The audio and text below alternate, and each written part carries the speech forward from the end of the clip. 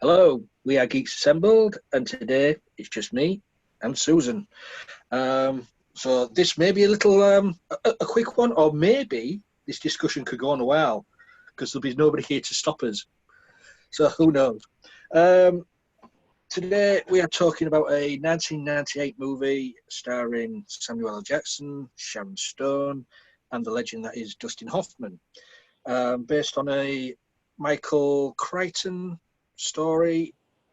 We are talking Sphere, a story about a discovery of a craft below the surface of the ocean, and all the scientists are sent there to figure out what's going on, like as for first contact, and then the story goes on from there. So, well, a lot of this discussion with just me and Susan. So, over to you, Susan. Yeah, so my theory on this is that actually was an Earth craft that actually did go around the universe and come back and do a little time travel at the end. I Mm. mean, I'm kind of the agreement with that. However, there is another theory out there that this craft was a manifestation of the sphere that just fell in the ocean. The Yeah, the I could whole see. thing Yeah, I can see that the, that. that the whole thing, even the military people were being messed with bit by bit by the sphere, and so it's an enjoyable movie. It's got a lot of horror elements to it because of the sphere's interaction with the characters Mm. and the the fact that they had discovered that it could communicate, um, and it showed, like, somehow they got the name Jerry out of it, but then it was actually Harry. Harry. And I've Spoiler. never heard of Samuel L. Jackson's characters ever being named Harry. That doesn't seem like a name for a Samuel L. Jackson character. Now, But now that you say it, I'm thinking about it. Yeah, you're right. yeah, anyway, I don't know. It's more of an old white guy's name. So anyway, uh, We won't go there. the thing that's really cool about the Samuel L. Jackson character is that he is the cool head in the whole thing. I mean, he is one sort of ice cube in the middle of this movie, in the middle of this a, cast. mil- a maelstrom, isn't it, of a movie? Yeah, yeah. But And Sharon Stone was um, they they they went there. They went into the idea that the psychologist and the scientist had a relationship. And okay, come on, back there. There we go. Focus. Anyway,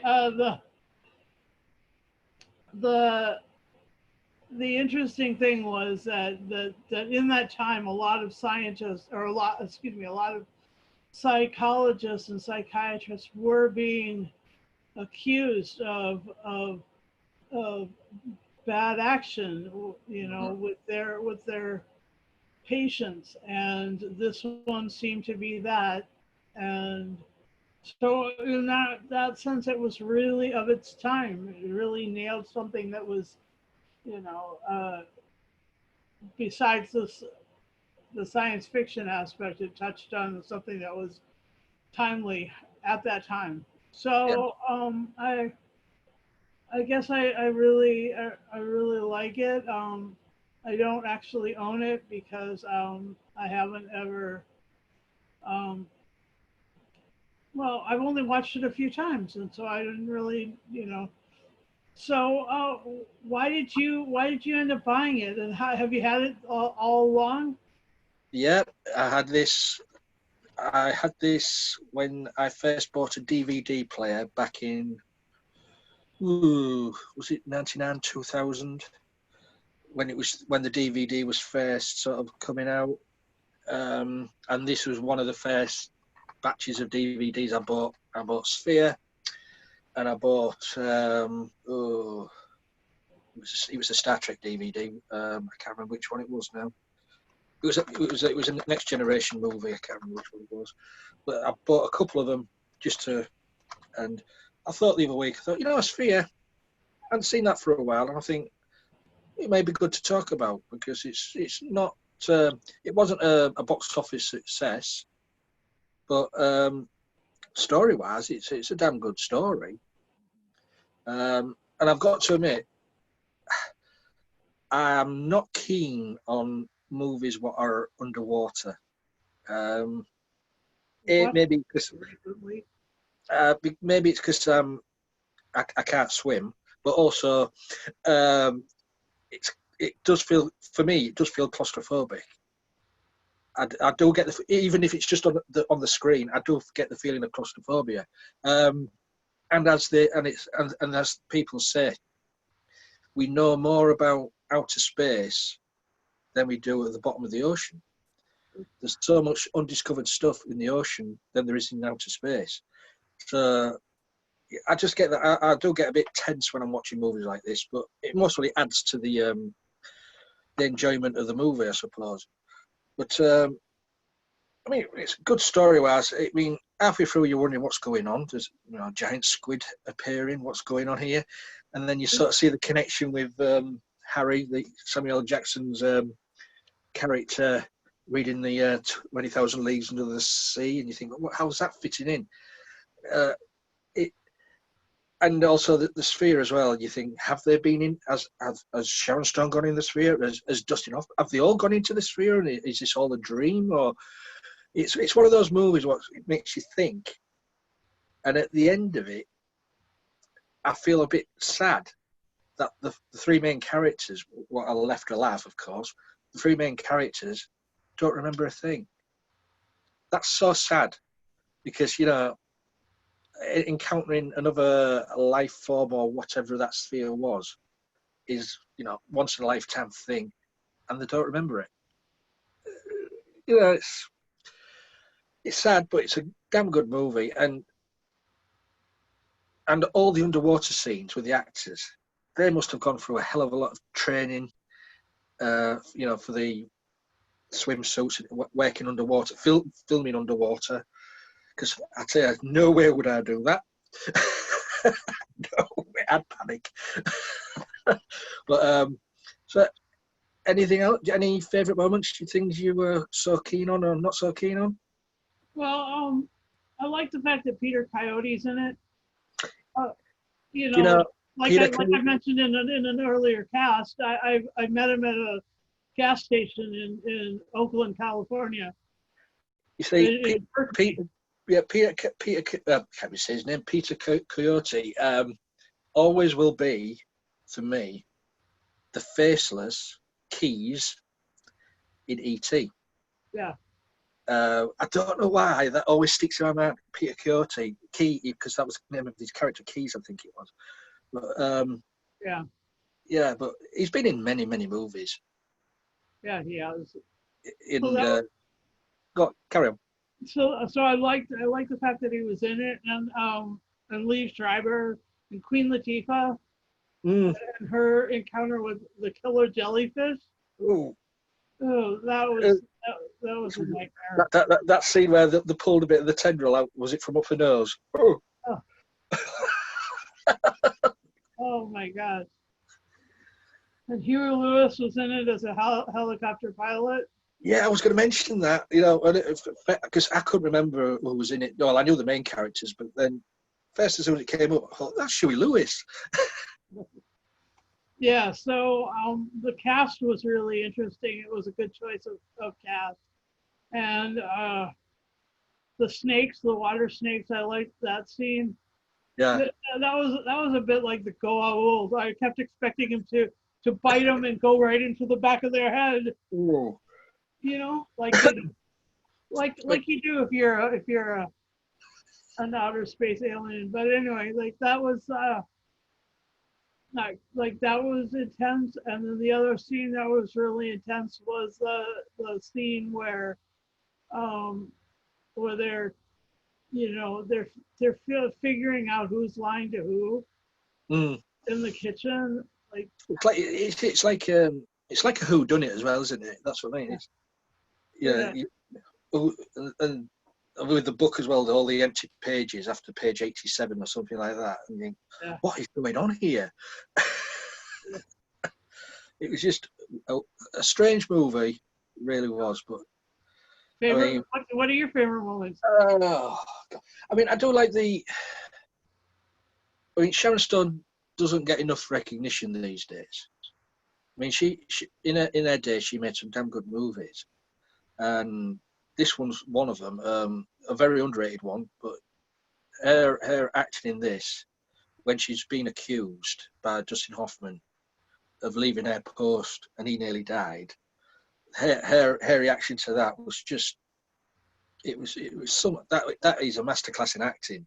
What Sharon Stone did there, and if anybody turns around and says there's no good roles for female actresses, just look at that role she played in this movie and how well she did in this. Because I tell you something, them lot are talking utter rubbish.